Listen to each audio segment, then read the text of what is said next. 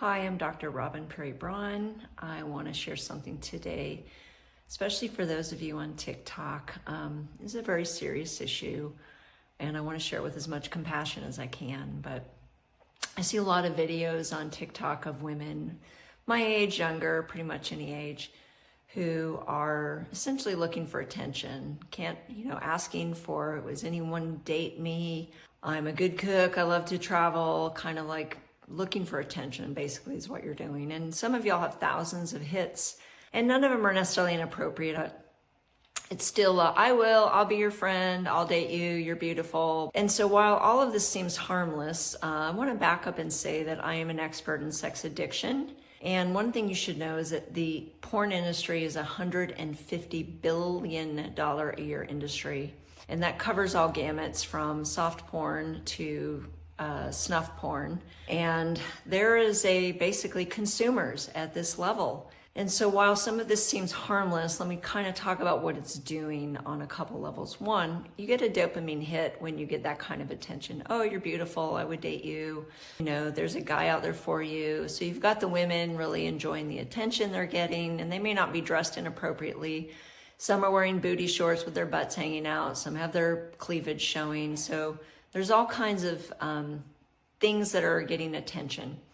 So for you women, I want you to know that that's not really positive attention. You're 50% of a problem that is growing exponentially. The child trafficking industry, the porn industry, the sex industry, the prostituting industry, it's all connected. It's all connected to something very, very dark. And there's no innocent way to support this industry, even emotionally. So on your end, you're basically getting reinforced for your looks or for some kind of attention rather than for being a human being and having a real relationship with a real person and having a real connection. And for you men who are endorsing or following or commenting on these things, for some of you, it's about wanting to make a woman feel good by telling her she's beautiful. But some of you are also lusting after these pictures. These pictures swing the gamut from, innocent women just talking to other women who are putting on biker shorts with their butts hanging out or dressing with cleavage showing, asking how they look in their dress.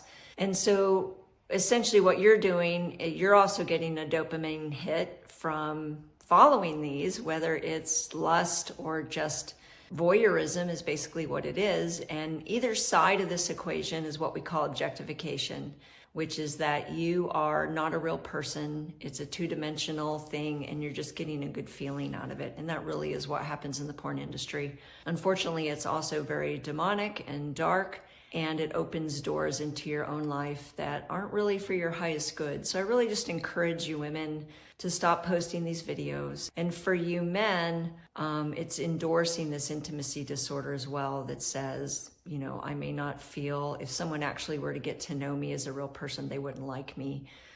In a two-dimensional video situation, I can pretend I'm anybody I want to be.